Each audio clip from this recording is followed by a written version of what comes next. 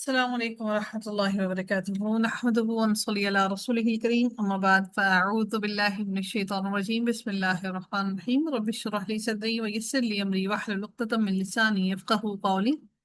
وربنا زدنا علما، اللهم فقهنا في الدين، آمين یا رب العالمین۔ آغاز ہوتا ہے جی ہمارا سورہ طٰہٰ کا، جو کہ مکی سورہ ہے۔ قرآن کے اندر اس کا جو نمبر ہے وہ اس کا 20 نمبر ہے، اور نزول کے اعتبار سے اس کا 45 نمبر ہے۔ آیات اس کی 135 ہیں اور رکوع اس کی 8 ہیں۔ دیکھتے ہیں اللہ تعالیٰ نے اس سورہ کے اندر کیا ارشاد فرمایا، اس کو سمجھنے کی کوشش کرتے ہیں۔ آغاز اس کا حروف مقطعات سے ہوتا ہے، طٰہٰ ما انزلنا علیک القرآن لتشقى۔ یہاں پر اللہ تعالیٰ نے نبی کریم صلی اللہ علیہ وسلم کو سمجھایا کہ ہم نے یہ قرآن آپ پر اس لیے نازل نہیں کیا کہ آپ مشقت میں پڑ جائیں۔ قرآن مجید کے نزول پر رسول اللہ صلی اللہ علیہ وسلم کو یہ پریشانی ہوتی تھی کہ یہ لوگ ایمان کیوں نہیں لاتے۔ نبی کریم صلی اللہ علیہ وسلم کو یہ سمجھایا گیا کہ قرآن مجید کا نزول مشقت کے لیے نہیں ہے۔ قرآن مجید پر ایمان نہ لانے والوں کے لیے نبی کریم صلی اللہ علیہ وسلم کی شدید پریشانی کے بارے میں اللہ رب العزت نے یہاں پر خاص طور پر فرمایا کہ اے نبی، آپ، اللہ تعالیٰ نے سورہ کہف میں فرمایا فَلَعَلَّكَ بَاخِعٌ نَفْسَكَ عَلَىٰ آثَارِهِمْ إِن لَّمْ يُؤْمِنُوا بِهَٰذَا الْحَدِيثِ آسَفًا۔ شاید کہ آپ ان کے پیچھے غم ہی سے خود کو ہلاک کرنے والے ہیں کہ وہ اس کلام پر ایمان نہیں لاتے ہیں۔ اللہ رب العزت فرماتے ہیں سورہ شعراء کے اندر بھی ایسے ہی الفاظ میں فرماتے ہیں لعلک باخع نفسک الا یکونوا مؤمنین، شاید آپ خود کو ہلاک کرنے والے ہیں کہ وہ مومن کیوں نہیں ہوتے۔ اللہ تعالیٰ فرماتے نبی کریم صلی اللہ علیہ وسلم کو نصیحت کرتے ہوئے سورہ فاتر میں فرماتے ہیں کہ یقیناً اللہ تعالیٰ جس کو چاہتا ہے گمراہ کرتا ہے اور جس کو چاہتا ہے ہدایت دیتا ہے۔ آپ کی جان ان پر افسوس کر کے نہ جاتی رہے، یقیناً اللہ تعالیٰ خوب جاننے والا ہے جو کچھ وہ کرتے ہیں۔ یہی مشقت تھی جو رسول اللہ صلی اللہ علیہ وسلم اٹھا رہے تھے، جس پر آپ کو سمجھایا گیا کہ لوگوں کے کفر اور ان کے قرآن کریم کی طرف مائل نہ ہونے کی وجہ سے خود کو حسرت میں مبتلا نہ کریں، ان پر غم کر کے مشقت نہ اٹھائیں، یعنی اپنے آپ کو مشقت پہ نہ ڈالیں۔ بعض روایات میں ہے کہ ان دنوں رسول اللہ صلی اللہ علیہ وسلم و صحابہ کرام رات کو کھڑے ہو کر بہت زیادہ قرآن پڑھا کرتے تھے۔ آپ صلی اللہ علیہ وسلم کی محنت اور ریاضت دیکھ کر کافر کہتے تھے کہ قرآن کیا اترا، بیچارے محمد مصیبت میں پڑ گئے۔ اس وقت یہ آیت نازل ہوئی۔ اس آیت میں نبی کریم صلی اللہ علیہ وسلم کی احساس ذمہ داری کی شدت کا بیان کیا جا رہا ہے کہ نبی کریم صلی اللہ علیہ وسلم کو اپنی ذمہ داری کا کس شدت سے وہ اپنی ذمہ داری کو نبھا رہے تھے۔ اللہ تعالیٰ نے قرآن مجید میں فرمایا وَمَا أَرْسَلْنَاكَ إِلَّا مُبَشِّرًا وَنَذِيرًا، اور ہم نے آپ کو خوشخبری دینے والا اور ڈرانے والا بنا کر بھیجا۔ اللہ تعالیٰ نے نبی کریم صلی اللہ علیہ وسلم کو یہاں پر یہی بات بیان کی کہ آپ نبی کریم صلی اللہ علیہ وسلم کو کے بارے میں یہی فرمایا کہ مَا أَنزَلْنَا عَلَيْكَ الْقُرْآنَ لِتَشْقَىٰ، کہ قرآن کو ہم نے آپ پر اس لیے نازل نہیں کیا کہ آپ مشقت میں پڑ جائیں، کہ آپ اس پریشانی میں ہر وقت مبتلا رہیں کہ کون ایمان لاتا ہے اور کون ایمان نہیں لاتا۔ اس لیے اللہ تعالیٰ نے نبی کریم صلی اللہ علیہ وسلم کو واضح فرما دیا کہ آپ کے لیے مشقت کے لیے ہم نے قرآن کو نہیں بھیجا ہے۔ اگلی آیت میں مزید نبی کریم صلی اللہ علیہ وسلم اللہ تعالیٰ فرماتے ہیں اگلی آیت کے اندر کہ إِلَّا تَذْكِرَةً لِمَن يَخْشَىٰ، مگر یہ تو نصیحت ہے اس شخص کے لیے جو ڈرتا ہے۔ قرآن سے نصیحت صرف اور صرف وہی شخص حاصل کر سکتا ہے جو اللہ تعالیٰ سے ڈرتا ہے۔ رب کائنات نے فرمایا کہ ہم اس کو زیادہ جاننے والے ہیں، لوگ جو باتیں بتاتے ہیں، اور آپ ان پر کوئی جبر کرنے والے نہیں ہیں۔ آپ اس قرآن میں اس شخص کو نصیحت کر دو جو میرے عذاب کے وعدے سے ڈرتا ہے۔ انما تنذر من اتبع الذکر وخشی الرحمن بالغیب فبشرہ بمغفرۃ واجر کریم۔ آپ صرف اسی شخص کو خبردار کرتے ہیں جس نے نصیحت کی پیروی کی اور رحمان سے بن دیکھے ڈرا، سو اسے مغفرت اور باعزت اجر کی بشارت دے دیں۔ پھر رب کائنات نے فرمایا وہ شخص جلد ہی نصیحت قبول کرے گا جو ڈرتا ہے، اور بدبخت اس سے علیحدہ رہے گا وہ جو بہت بڑی آگ میں داخل ہوگا۔ رب کائنات مزید فرماتے ہیں اگلی آیت کے اندر تنزیلا ممن خلق الارض والسماوات العلا، اس شخص کی طرف سے نازل کیا گیا ہے، اس ذات کی طرف سے نازل کیا گیا ہے یہ قرآن کس ذات کی طرف سے نازل کیا گیا ہے؟ جس نے زمین کو اور بلند آسمانوں کو پیدا کیا ہے۔ اللہ تعالیٰ اس قرآن کو نازل کرنے کے بعد اللہ تعالیٰ اپنی بارے میں انٹروڈکشن دے رہے ہیں کہ یہ وہ رحمان ہے، وہ وہ وہ وہ ذات ہے جو جس نے اس آسمان کو اور زمین کو سب چیزوں کو پیدا کیا۔ پھر مزید فرمایا اللہ تعالیٰ نے الرحمن علی العرش استوى، وسیع رحمت والا اور عرش پر بلند ہوا۔ وسیع رحمت والا عرش پر بلند ہوا، یعنی استوا سے مراد وہ استوا ہے جو اس کے جلال کے لائق ہے اور اس کی عظمت و جمال سے مناسبت رکھتا ہے، بس وہ عرش پر مستوی اور کائنات پر حاوی ہے۔ اللہ تعالیٰ نے فرمایا وسیع رحمت والا عرش پر بلند ہوا۔ رب العزت نے فرمایا بلا شبہ تمہارا رب وہی اللہ تعالیٰ ہے جس نے آسمانوں اور زمین کو 6 دنوں میں پیدا کیا، پھر وہ عرش پر بلند ہوا۔ وہ رات کو دن پر اڑاتا ہے اور وہ تیزی سے اس کے پیچھے چلا آتا ہے، اور سورج چاند اور ستارے سب اس کے حکم کے تابع کیے ہوئے ہیں۔ سن لو، پیدا کرنا اور حکم دینا اسی کا کام ہے۔ اللہ تعالیٰ بڑی برکت والا ہے جو سارے جہانوں کا رب ہے۔ پھر رب کائنات نے مزید فرمایا لہو ما فی السماوات وما فی الارض وما بینہما وما تحت الثری، اسی کا ہے جو آسمانوں میں ہے اور جو زمین میں ہے اور جو ان دونوں کے درمیان ہے اور جو گیلی مٹی کے نیچے ہے، یعنی جو مٹی کے نیچے ہے وہ بھی اللہ تعالیٰ نے فرمایا کہ وہ بھی میرے لیے ہے، وہ بھی میرا ہے، تمہاری ملکیت کچھ بھی نہیں ہے۔ وما تحت الثری وَإِن تَجْهَرَ بِالْقَوْلِ فَإِنَّهُ يَعْلَمُ السِّرَّ وَأَخْفَى، اور اگرچہ کہ آپ بلند آواز سے بات کریں یقیناً وہ تو پوشیدہ اور پوشیدہ تر کو بھی جانتا ہے۔ یعنی اللہ تعالیٰ نے یہاں پر فرمایا کہ یعنی یہ قرآن اس نے نازل کیا ہے جو عالم الغیب ہے اور جو ہر بھید خفیہ اور اعلانیہ کو جانتا ہے۔ رب العزت نے فرمایا اے نبی آپ کہہ دیں کہ اس کو نازل کیا ہے اس نے جو آسمانوں اور زمین کے راز جانتا ہے، یقیناً وہ بے حد بخشنے والا نہایت رحم کرنے والا ہے۔ اللہ تعالیٰ کا ذکر یا دعا اونچی کرنے کی ضرورت نہیں، کیونکہ اللہ تعالیٰ خفیہ باتوں کو اور دل کے حالات کو جانتا ہے۔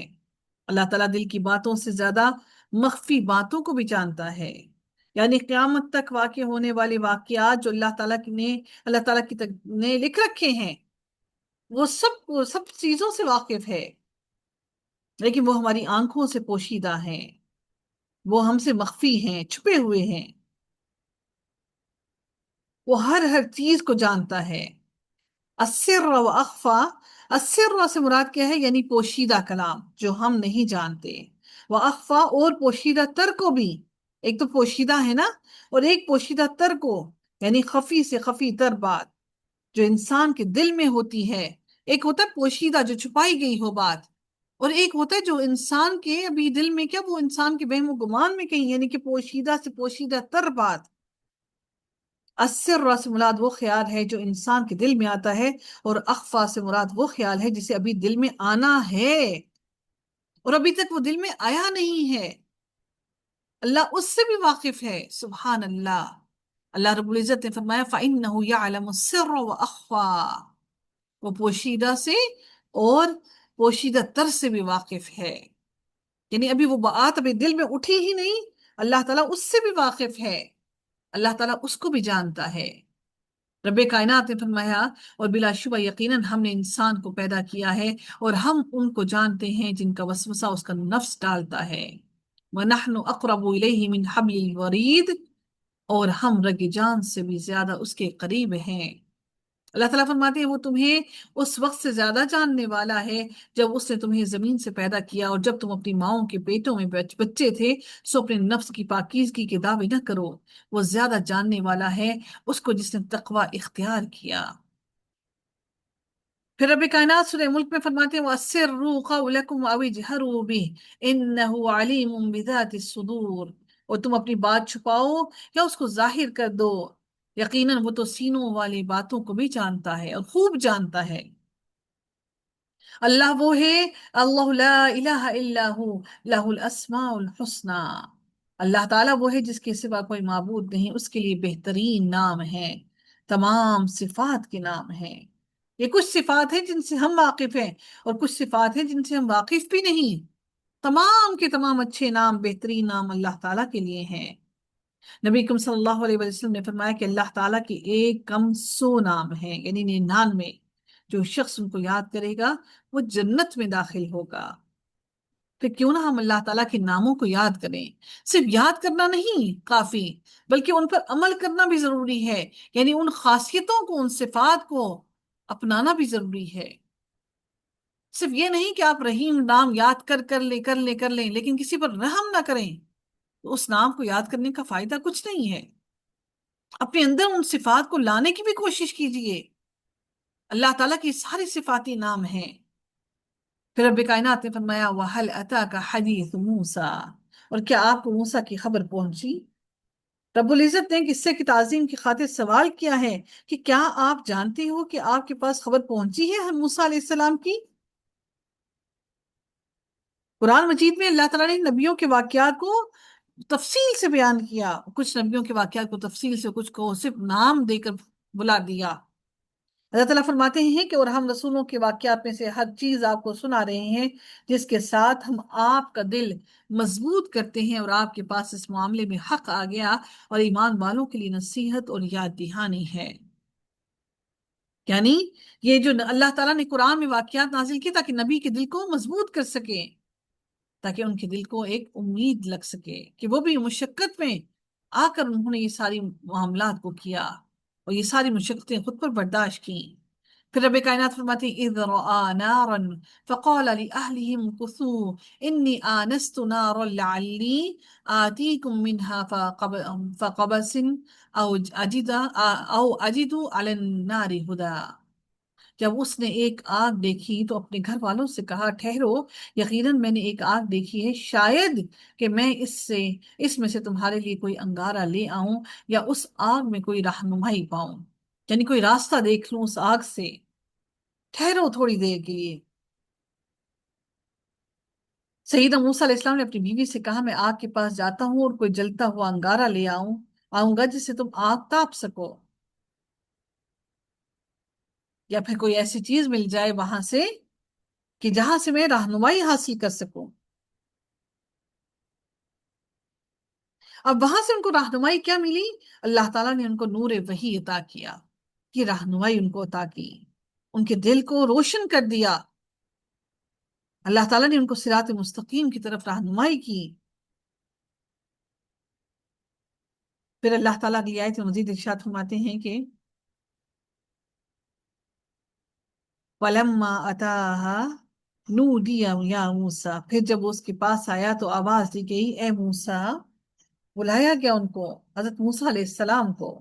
سردی کا وقت تھا، سردی تھی، رات ٹھنڈی تھی، اس لیے ان کو تھوڑی تپش کے لیے انہوں نے چاہا کہ شاید کوئی انگارہ مل جائے کہ ہم تھوڑا سا اس کو سیک لیں۔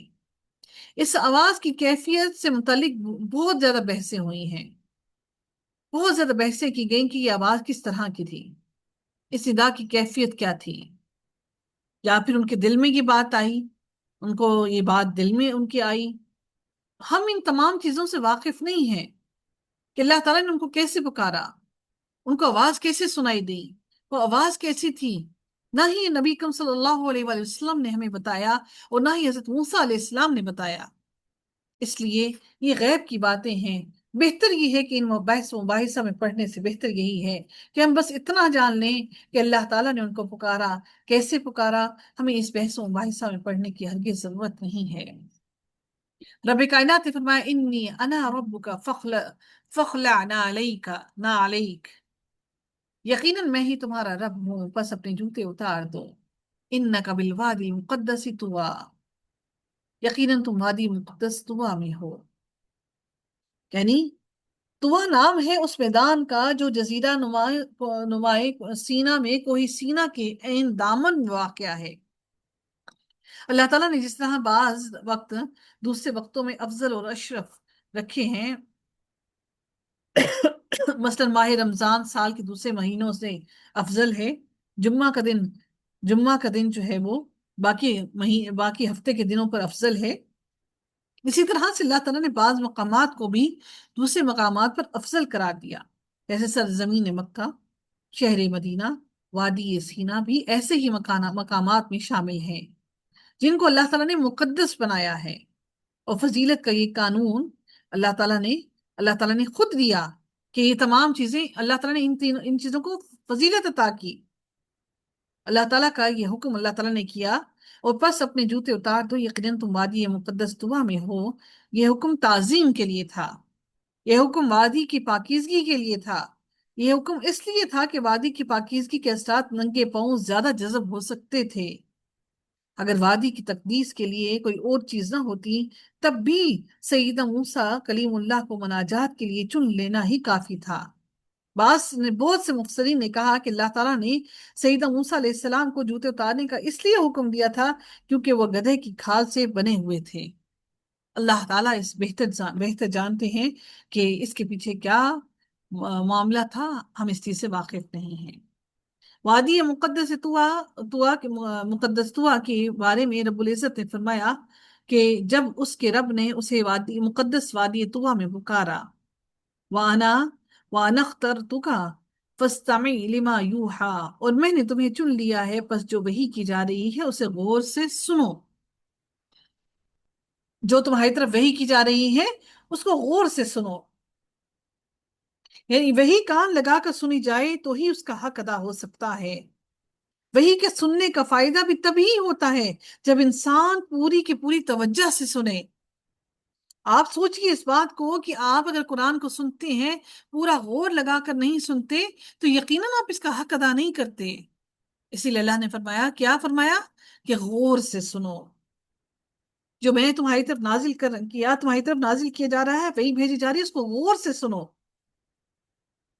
قرآن مجید کو غور سے سننے والوں کی فضیلت کے بارے میں اللہ تعالیٰ نے قرآن میں فرمایا کہ جو بات کو غور سے سنتے ہیں پھر ان میں سے سب سے اچھی کی پیروی کرتے ہیں کہ وہ لوگ ہیں جن کو اللہ تعالیٰ نے ہدایت دی ہے، اور یہی لوگ عقل مند ہیں۔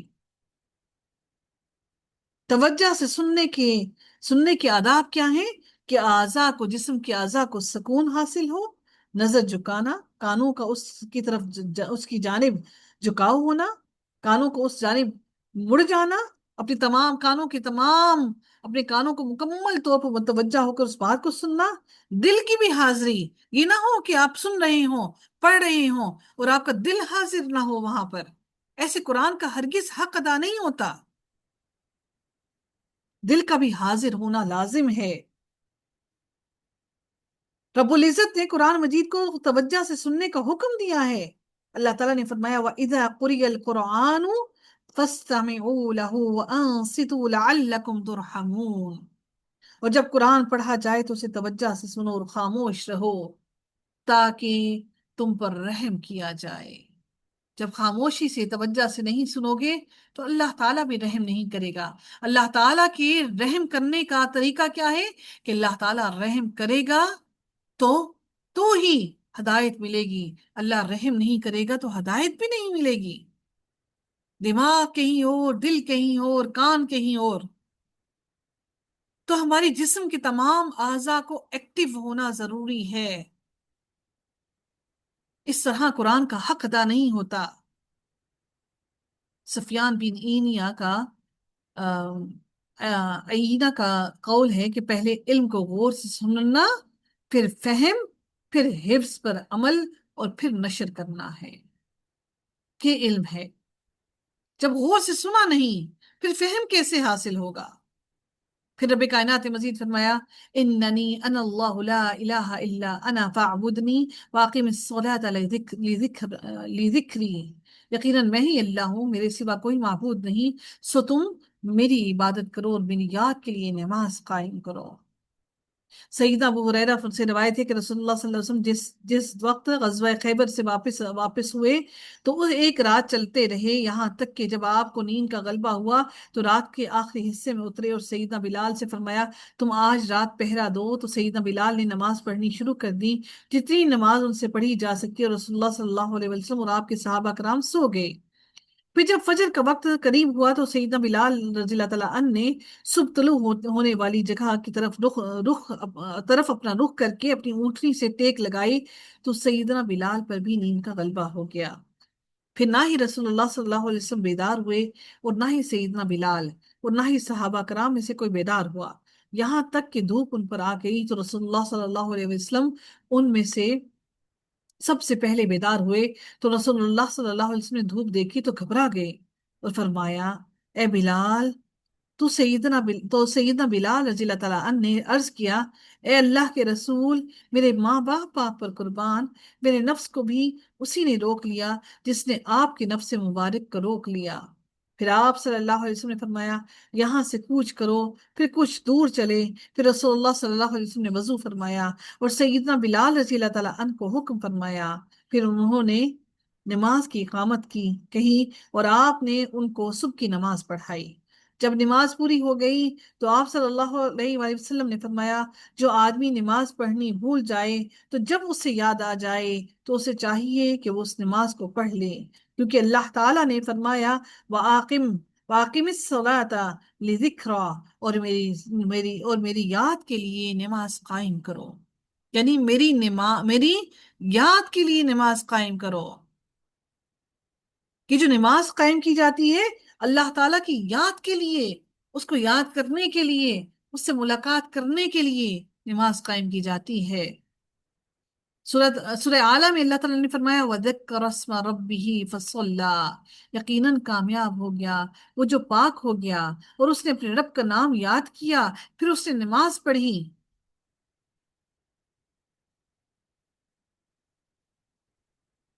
اللہ تعالیٰ فرماتے ہیں نماز کام کے بارے میں سورہ اعلیٰ میں، قَدْ أَفْلَحَ مَن تَزَكَّى وَذَكَرَ اسْمَ رَبِّهِ فَصَلَّى، یقیناً کامیاب ہو گیا وہ جو پاک ہو گیا اور اس نے اپنے رب کا نام یاد کیا پھر اس نے نماز پڑھی۔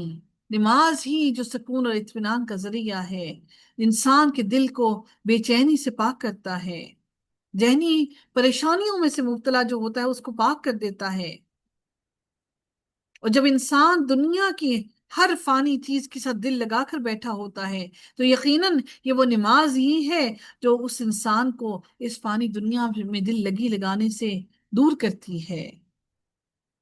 اللہ تعالیٰ نے فرمایا، جو لوگ ایمان لائے اور ان کے دل اللہ تعالیٰ کی یاد سے اطمینان پاتے ہیں، سن لو، اللہ تعالیٰ کی یاد ہی سے دل اطمینان پاتے ہیں، اور صبر اور نماز کے ذریعے سے مدد مانگو، اور بلا شبہ وہ نماز یقیناً بہت بڑی ہے مگر عاجزی کرنے والوں پر بھاری ہرگز نہیں ہے۔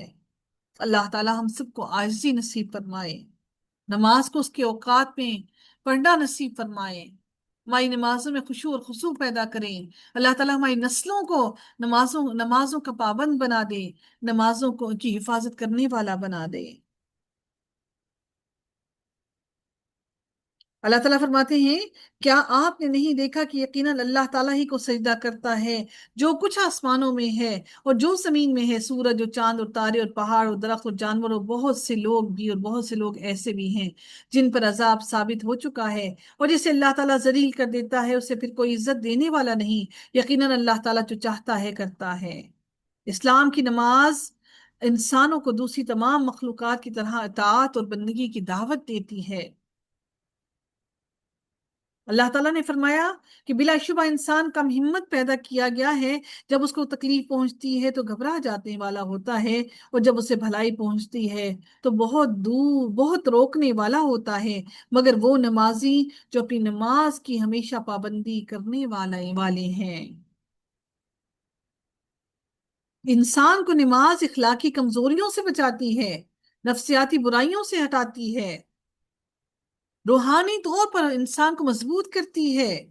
نماز انسان کو برائیوں سے اور بے حیائی سے بچاتی ہے۔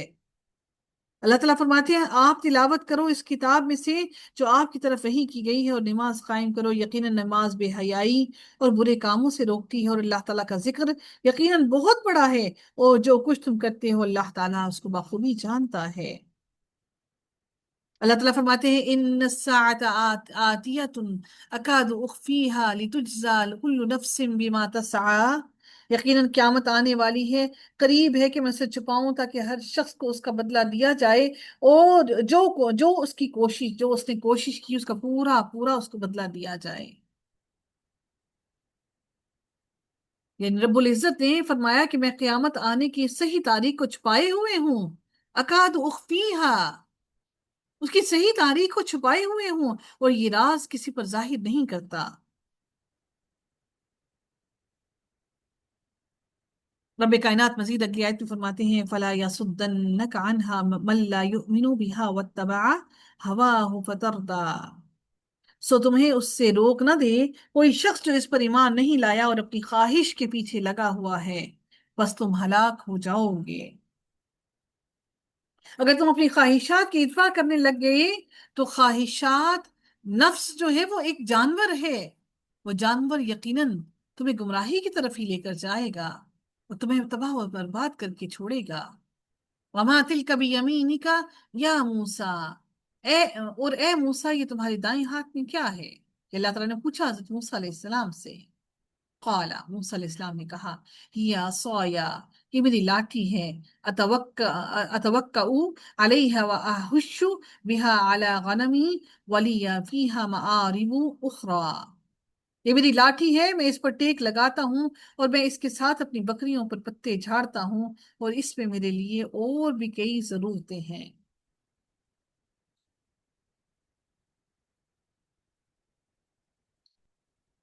حضرت ابن عباس فرماتے ہیں کہ لاٹھی کا پکڑنا انبیاء علیہ السلام کی سنت میں سے ہے اور مومن کے لیے نشانی ہے۔ امام حسن بصری کہتے ہیں اس لاٹھی کی 6 خصوصیات ہیں۔ پہلی کیا کہ انبیاء کی سنت ہے، دوسری صالحین کی زینت ہے، تیسری دشمنوں کے خلاف کی ایک اسلحہ ہے، چوتھی کمزوروں کے لیے مددگار ہے، منافقوں کے لیے غم ہے، اور اطاعت میں اضافے کا سبب ہے۔ قال القیہا یا موسیٰ، اللہ تعالیٰ نے فرمایا پھینک دو اسے، اس کو اے موسیٰ، اس لاٹھی کو پھینک دو۔ فَأَلْقَاهَا فَإِذَا هِيَ حَيَّةٌ تَسْعَىٰ، تو موسیٰ علیہ السلام نے اس کو پھینک دیا تو اچانک وہ ایک سانپ، دوڑتا ہوا سانپ بن گیا، دوڑ رہا تھا تیزی سے، تو ایک حرکت کرتا ہوا یکدم وہ لاٹھی یکدم سانپ بن گئی۔ لاٹھی کے سانپ بننے، ہتھیلی کی چمک اٹھنے اور ہارون علیہ السلام کے وزیر اور شریک ہونے کا ذکر تورات میں بھی موجود ہے۔ اللہ تعالیٰ نے فرمایا کہ اب تو جا، میں تجھے فرعون کے پاس بھیجتا ہوں، خالی ہاتھ نہیں بھیجا، معجزات کے ساتھ بھیجا تاکہ وہ خالی ہاتھ نہ جائیں، یہ معجزے ان کے لیے مددگار ثابت ہوں۔ پھر رب کائنات نے مزید فرمایا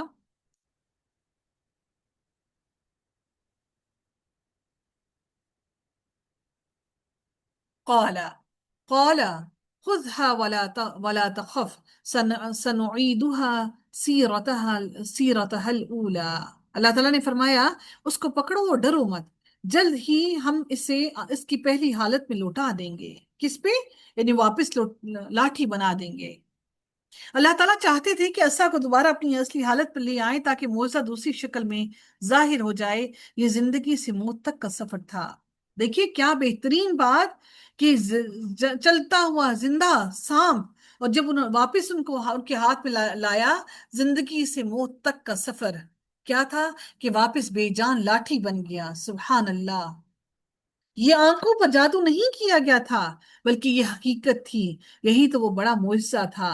سیدہ موسیٰ علیہ السلام کو پہلا معجزہ زندگی کا معجزہ عطا کیا گیا، انہیں خود بھی پتہ نہیں تھا، لیکن معجزہ ان کے ہاتھوں سے ظاہر ہو رہا تھا۔ کیا معجزہ اللہ نے عطا کیا؟ کہ وہ لاٹھی، ایک بے جان لاٹھی کو اللہ تعالیٰ نے زندگی عطا کر دی۔ سبحان اللہ، کتنی گہرائی ہے قرآن کے ایک ایک لفظ اور ایک ایک حرف کے اندر، ہر مرتبہ ہی سبحان اللہ ایک نئی چیز سمجھنے کو ملتی ہے۔ پھر رب کائنات نے فرمایا وَضْمُمْ وَضْمُمْ يَدَاكَ إِلَى جَنَاحِكَ تَخْرُجْ بَيْضَاءَ مِنْ غَيْرِ سُوءٍ آیَةً أُخْرَى، اور اپنا ہاتھ اپنی بغل سے ملاؤ، وہ سفید چمکتا ہوا بغیر عیب کے نکلے گا، یہ دوسری نشانی ہے۔ یعنی ایسا نہیں ہوگا کہ برس، جیسے برس ہوتا ہے نا، برس ہو جاتا ہے تو انسان میں سفیدی آ جاتی ہے، ایسا نہیں ہے کہ اللہ تعالیٰ نے فرمایا کہ یہ بغیر عیب کے نکلے گا۔ ایسا نہیں ہے کہ کوئی بیماری لگی تو سفیدی آ گئی، وہ جو برس کی بیماری ہوتی ہے نا، جسم پر سفید سفید سفیدی آنا شروع ہو جاتی ہے۔ سبحان اللہ، اللہ نے فرمایا کہ سفید چمکتا ہوا نکلے گا بغیر عیب کے، یعنی آپ کو بیماری لاحق نہیں ہوگی لیکن آپ کا ہاتھ چمکتا ہوا روشن نکلے گا۔